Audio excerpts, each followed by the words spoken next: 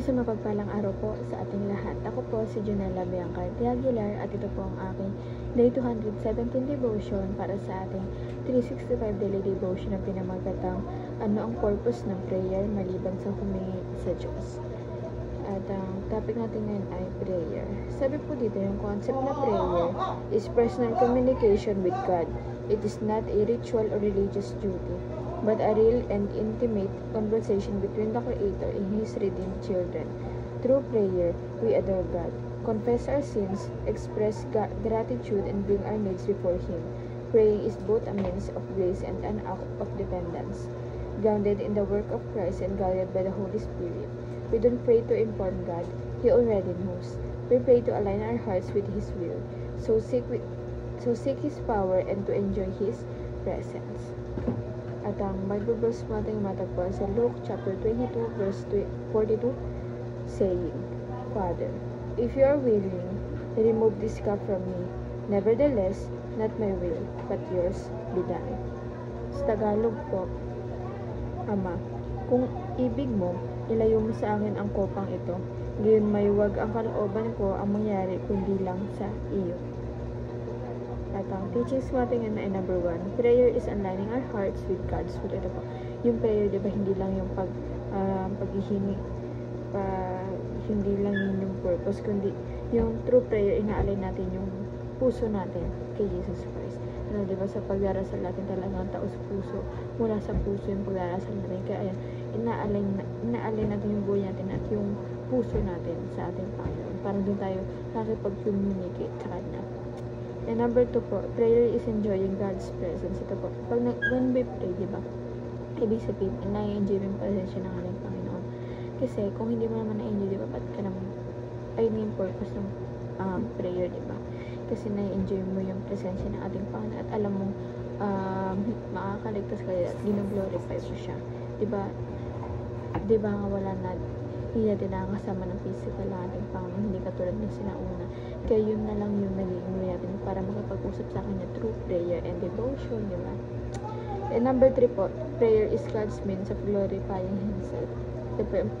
Yung prayer, ibig sabihin, glorify natin ang ating Panginoon, which is totoo naman. Kasi when we pray, di ba, sinasamba natin siya, pinapasalamatan natin siya, hindi lang para humingi.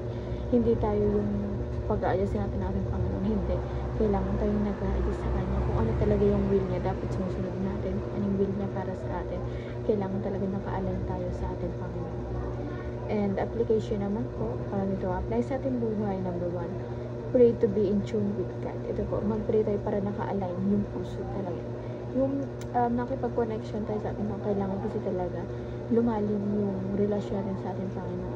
Ayun yung relasyon, sa lahat ng relasyon na meron tayo, yun yung magandang palalimin natin, na talagang mas kumonekta tayo sa Kanya, kasi alam naman natin na wala namang kasiguro doon sa mundo, pero sa ating Panginoon meron. Sa pagpipray natin, di ba, hindi natin alam, malaking impact yun para sa atin. Dahil magugulat ka na lang na yung prayer na may nakita nga ako yung sabi doon, post yun picture yun, family picture, nung bata daw siya, ang wish niya, magkaroon ng family picture. Pero siya, hindi niya rin naalala, pero daw si Lord naalala niya, kasi sobrang tagal na. And then, ayun, may family picture na sila, tapos parang nakakaano lang, di ba? Kasi through prayer, talagang tinupad yun ating Panginoon. Pag may prayer tayo na hindi pa natutupad ng ating Panginoon, it means na hindi pa yun yung tamang panahon. Kailangan natin nag-aantay, marunong din tayo maghintay sa pag-pray natin, hindi yung minamadali natin ang ating Panginoon. And number 2 po, pray to commune with God.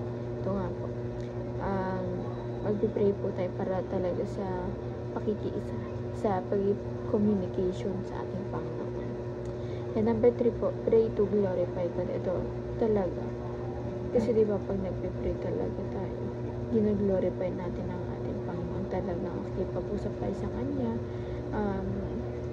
pag-usap tayo pag nasa kwarto lang, diba, pag masinsinang usapan, kasi mas maganda yung gano'n yung dalawa lang talaga yung tahimik, tapos makakapag-focus ka sa prayer, lalo na yung, kasi ako mabilis ako ma-distract, kaya maganda talaga na nasa kwarto ka, diba, kunwari dalawa lang kayo, dun kaya pag-usap sa ating Panginoon, para talagang yung pag-uusap niya masinsinan at talagang talagang galing sa puso mo.